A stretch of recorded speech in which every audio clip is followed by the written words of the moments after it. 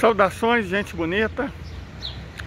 Em Goiás, 7h30 da manhã, 26 graus. Em primeiro lugar, viva o SUS. Bom, a primeira coisa que a gente tem que notar é que, diferente de Goiás, olha esse lindo céu azul de brigadeiro. Bom, a situação para Israel e os Estados Unidos definitivamente não está tão boa, certo? Não está mesmo. O Breno Altman falou numa entrevista, eu não lembro em qual canal, mas ele deu uma entrevista muito interessante, na qual ele comenta o fato de que a juventude judaica americana não está mais disposta a continuar apoiando o sionismo e o Estado de Israel. Eu não diria incondicionalmente, eu diria de qualquer forma, certo? Parece que eles finalmente observaram, viram que a narrativa vendida pelos sionistas era muito diferente da realidade e que eles estavam buscando desculpas para promover genocídio, certo? Para promover colonialismo e opressão contra o povo palestino. A juventude, a não ser uma de caráter mais doentio, ela costuma ser muito honesta. O jovem não costuma ser muito inteligente, mas costuma ser muito ético, muito digno, certo? Então, a juventude judaica americana está perdendo a paciência, ou perdeu a paciência com o Estado de Israel. E ao invés de apoiar o que Israel está fazendo, está boicotando, está indo contra, está protestando contra.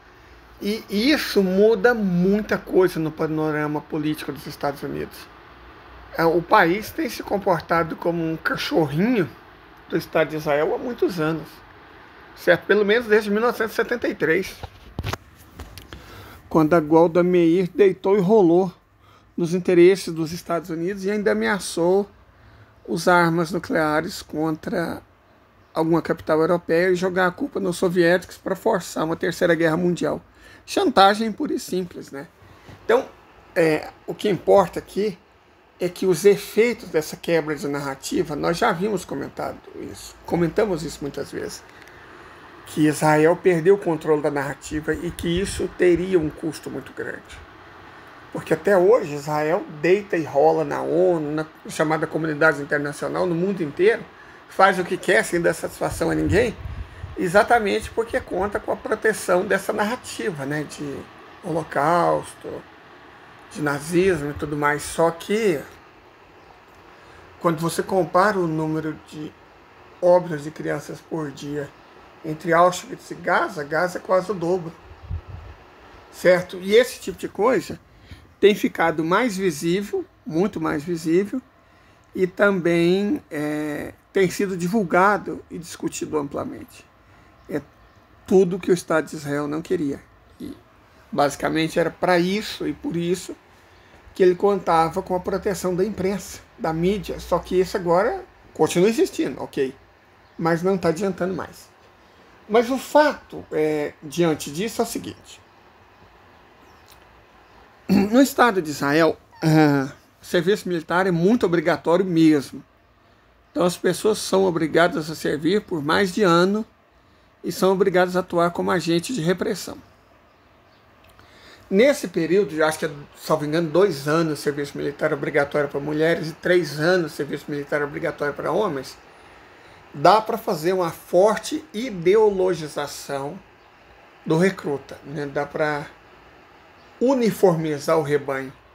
Mas também dá para construir espaços de resistência, certo? Quando a gente mostrou aquelas fotos dos soldados israelenses mijando na calça de medo, ou de soldados e soldadas chorando, isso ilustra um ponto que eu acho que é muito importante, que é o fato de que as pessoas não se sentem mais confiantes, não se sentem mais protegidas.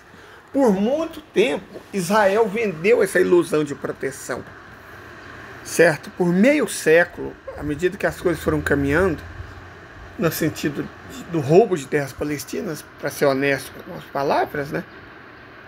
Os israelenses, a sociedade israelense foi se sentindo muito segura E da segurança extrema para a arrogância, a distância é pequena. E a arrogância tem um custo, certo? Ela tem um custo elevado, porque ela leva você não só a superestimar as próprias capacidades, como a subestimar os inimigos. Então, o choque de realidade do dia 7 foi muito profundo, calou muito fundo nos corações de muita gente. A sociedade de Israel, pela primeira vez em muitos anos, ficou realmente com medo. E a juventude, em particular, não está sabendo reagir a esse medo. Essa é a verdade. Não está sabendo reagir a esse medo. Ou não está querendo mais. Porque a gente tem que lembrar também que são 7 milhões de judeus vivendo no Estado de Israel. Desses, eu apostaria um número entre 4 e 5 milhões tem dupla cidadania. No primeiro sinal de perigo, essa população vai sair. Não quero dizer que vai sair 4, 5 milhões de uma vez. Mas veja, a economia de Israel já está em frangalhos. Porque perdeu o turismo, que era uma fonte geradora de muitos empregos. O turismo não existe mais. O comércio fica fechado, com medo de ataques, né?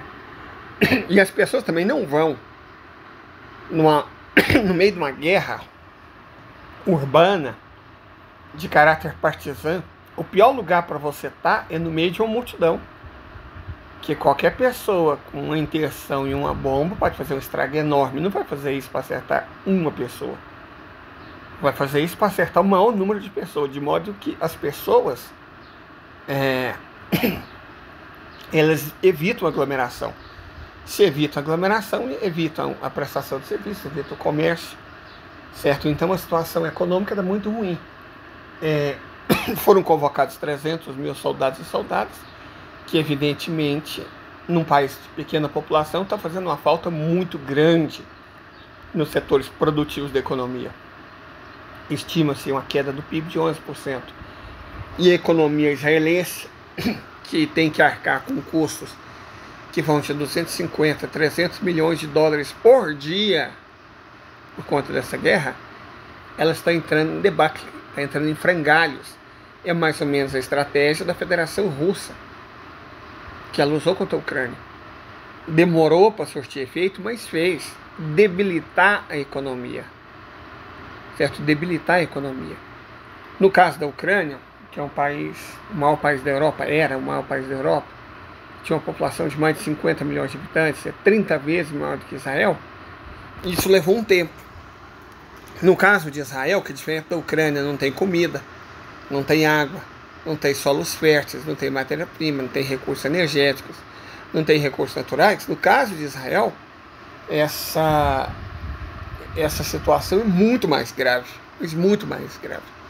Eles simplesmente não podem se dar ao luxo de paralisar a economia, mas eles não têm como manter a economia funcionando.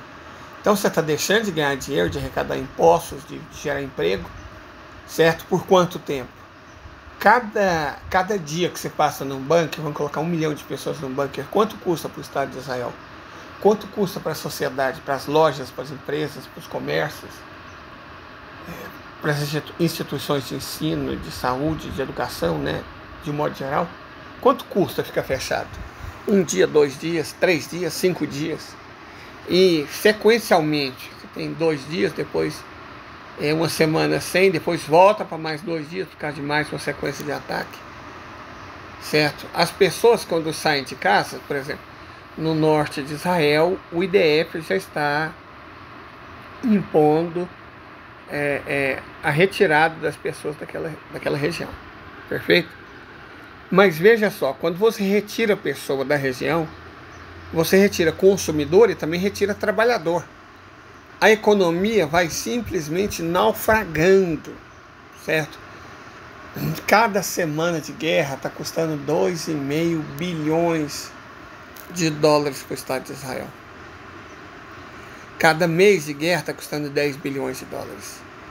E a economia já caiu 11%. como é que o Estado de Israel vai fazer frente a essa situação? Paralelamente, a economia dos países do eixo da resistência está indo bem. Eles estão mantendo os preços do petróleo e do gás natural num nível elevado, o que, por um lado, aumenta a lucratividade deles mesmos, deles todos, de Venezuela, de Emirados Árabes Unidos, de Arábia Saudita, de Kuwait, de Iraque, de Irã, da Rússia, aumenta muito a lucratividade deles e ainda debilita as economias ocidentais, certo? Esse é um ponto. Então, os israelenses, os europeus, os americanos, que não têm muitos recursos energéticos nem naturais, perdem a cada hora que passa. Enquanto o outro lado ganha a cada minuto que eles enrolam. É por isso que vocês não estão vendo e nem vão ver de verdade grandes movimentações por parte do eixo da resistência e dos países aliados. Simplesmente porque não faz sentido econômico. Não faz nenhum sentido econômico. Deixa eu explicar de outra forma. Pensa a Federação Russa. A Federação Russa ganha rios de dinheiro vendendo petróleo. Quanto mais caro o preço do petróleo, mais a Federação Russa lucra, mais ela fatura. Por que ela quereria parar essa guerra agora?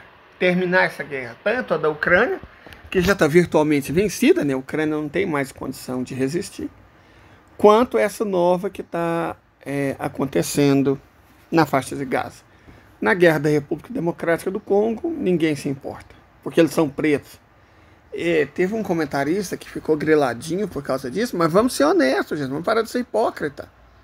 Por que os 4 milhões de vítimas fatais dessa atual guerra no Congo, ela não é civil, essa guerra que está acontecendo no Congo não é civil.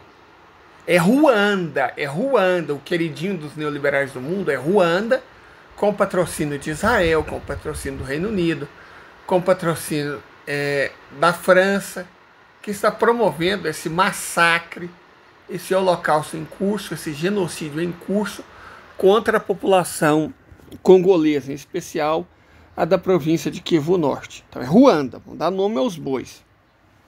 E lá ninguém se importa. Vamos relembrar o motivo? Não é só porque eles são pobres, Gaza também é porque eles são pretos, certo? Essa é a realidade. Eu sei que pode doer para alguns a realidade, mas a realidade é essa, cara. Perfeito? De toda forma, na guerra em curso, principalmente estamos falando aqui de Gaza, cada dia que o Ocidente não consegue resolver a situação, é uma quantidade enorme de dinheiro que eles gastam. E do outro lado, cada dia que eles conseguem enrolar, procrastinar, é mais recurso na mão do eixo da resistência e das nações aliadas. Essa é a verdade. Eles não têm pressa nenhuma de fazer a guerra. Porque a guerra que os aliados estão movendo contra Israel, OTAN e Estados Unidos é uma guerra de desgaste. E o que mais desgasta é o tempo. Então o tempo corre a favor do eixo da resistência. E o tempo é célere na sua corrida contra o Estado de Israel, contra o Reino Unido, contra os Estados Unidos e contra o Ocidente. Perfeito? O tempo representa um papel muito diferente para cada um dos dois lados. Outra coisa, de um ponto de vista tático, tem acontecido muita coisa interessante, mas muita mesmo.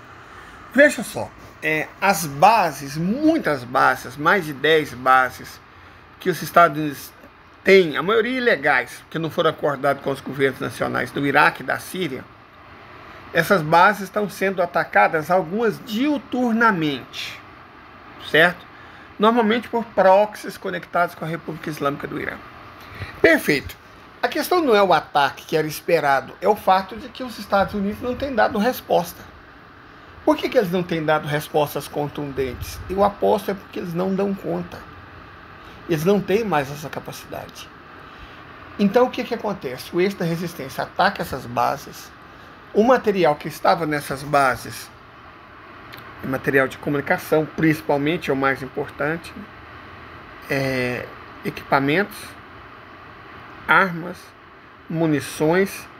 Esse material é destruído, passa a fazer muita falta aos Estados Unidos, e ao Estado de Israel, que não dispõe deles em quantidade suficiente. certo? E vai enfraquecendo esse conjunto de bases que os Estados Unidos têm no mundo. Porque vamos falar de maneira honesta. Os Estados Unidos têm 870 bases pelo mundo.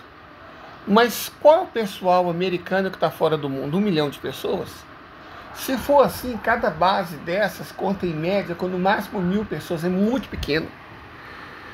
Se você reflete nos custos... gente, isso aqui são as verduras, porque por orientação médica, e por esse motivo hoje eu não pude fazer a cirurgia, e vou ter que fazer umas alterações meio urgentes no meu modo de vida, para continuar podendo comentar as coisas aqui com vocês. Então, é o que eu tenho que fazer, é o que eu vou fazer. Mas voltando ao assunto. Lá no início do conflito, eu disse, é uma estratégia interessante para resguardar ao máximo a população de Gaza e lançar ataques no norte. Lançando ataques no norte, você divide as forças israelenses. Você diminui a quantidade de agentes repressivos porque eles têm que ir para o norte, certo? Para a direção da fronteira com o Líbano. O Hezbollah é muito, mas muito mais bem armado e capaz militarmente do que o Hamas. Tanto que eles já infligiram uma derrota ao Estado de Israel. Certo? A primeira grande derrota militar que o Estado de Israel sofreu foi exatamente nas mãos do Hezbollah ao norte. Eles tiveram que desocupar quase todo o sul do Líbano por conta dessa derrota. Certo? Essa é a verdade. E hoje o Hezbollah está muito mais forte, muito mais bem armado, muito mais bem treinado, muito mais capaz militarmente do que estava. Isso aconteceu em 2006 ou 2009, acho que foi 2006, do que estava há 17 anos, certo? E veja só, à medida que as bases americanas vão se enfraquecendo, o medo que os governos têm dos Estados Unidos vão diminuindo, porque vão percebendo que o país é basicamente um tigre de papel, certo? Mas vejam que interessante, o eixo da resistência está se esforçando para deslocar os combates para o norte, para proteger da melhor forma possível as populações civis que estão em Gaza ao sul, certo? A Israel faz, né? Diz que quer acontecer, vamos atacar o Líbano, vamos ocupar o Líbano, vamos invadir o Líbano. Cara, eles teriam que ser meio burros para fazer uma coisa dessa. Deixa eu explicar por quê. A última vez que Israel atacou o Líbano, perdeu. Nesses 17 anos, as IDF ficaram cada vez mais fracas e o Hezbollah e demais membros do eixo da resistência se tornaram cada vez mais fortes.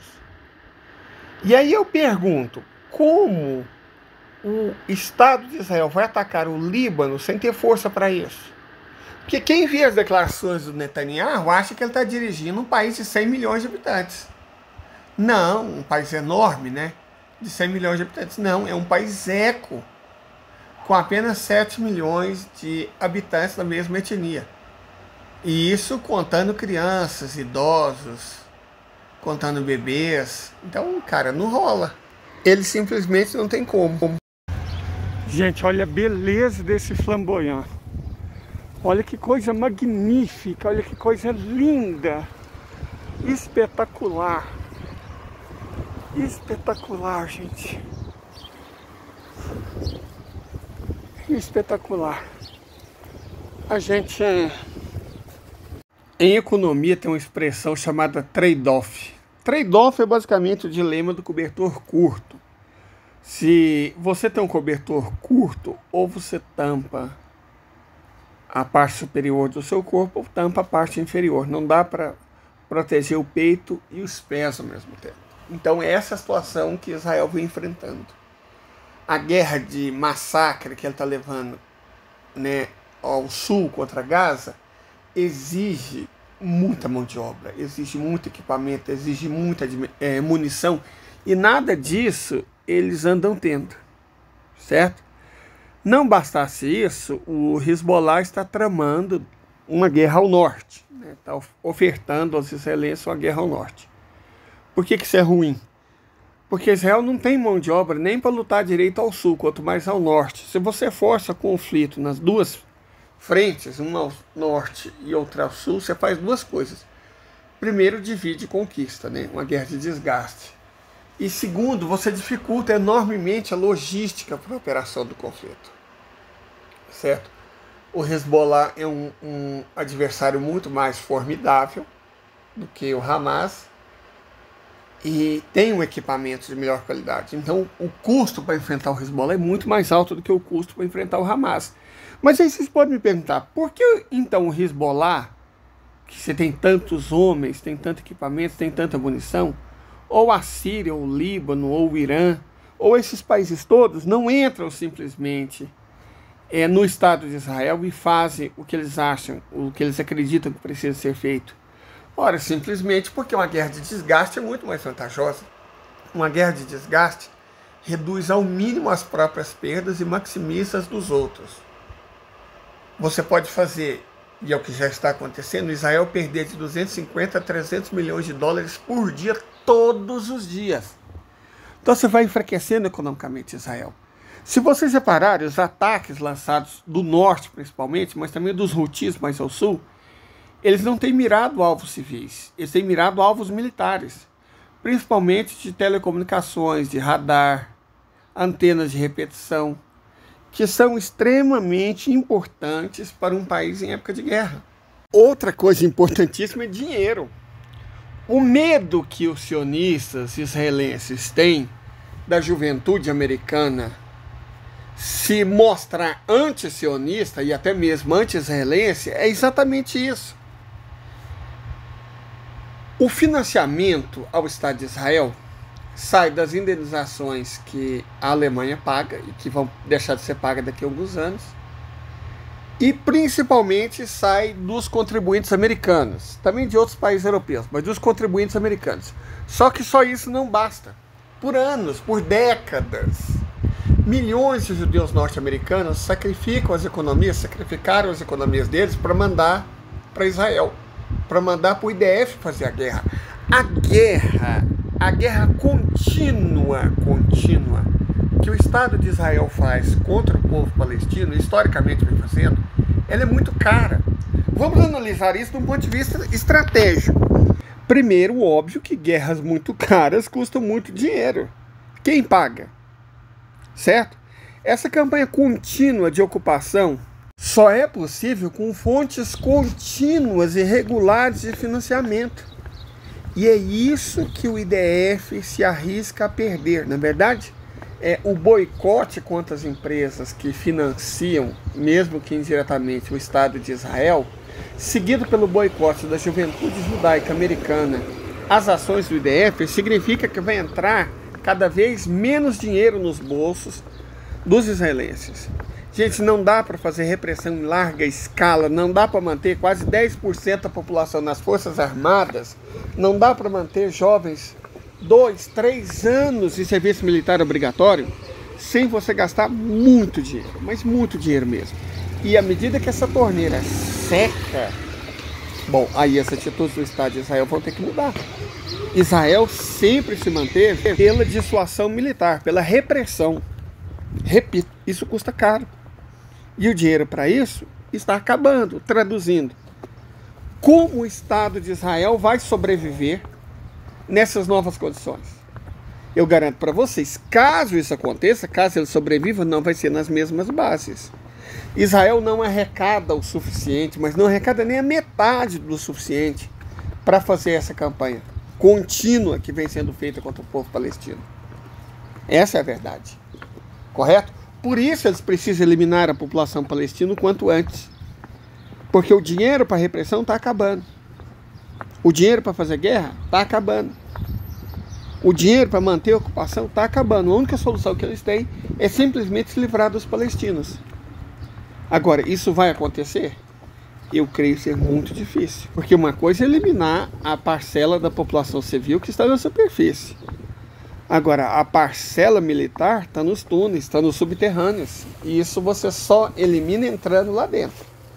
Os Estados Unidos tentaram fazer isso com os vietnamitas. E eu garanto para vocês, a história também garante que não deu certo. Perfeito? Então Israel está numa situação horrível, horrível. Porque à medida que a instabilidade aumenta e os preços do petróleo sobem, os inimigos de Israel ganham cada vez mais dinheiro. E os amigos tem cada vez mais dificuldades para manter a economia funcionando.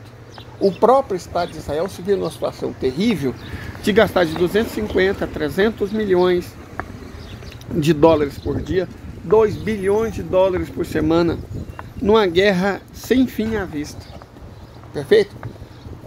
Os árabes, os iranianos, os turcos não estão com pressa. Você fala, porra, mas eles não estão fazendo nada pelos palestinos. Gente, a guerra, do ponto de vista desses países, não é alguma coisa que diz respeito aos palestinos. A guerra é por recursos. Perfeito? A guerra é pelo direito de passagem. É sobre isso a guerra. Pelo menos para as nações de maior porte envolvidas no conflito. Eles podem argumentar, mas os Estados Unidos e a Europa estão apoiando. Eu pergunto, com que dinheiro? Com qual dinheiro? Os Estados Unidos estão afundados em dívida. A desvalorização está arrebentando o país. Com que dinheiro os Estados Unidos e a Europa, gente? Olha, a Inglaterra está quebrada.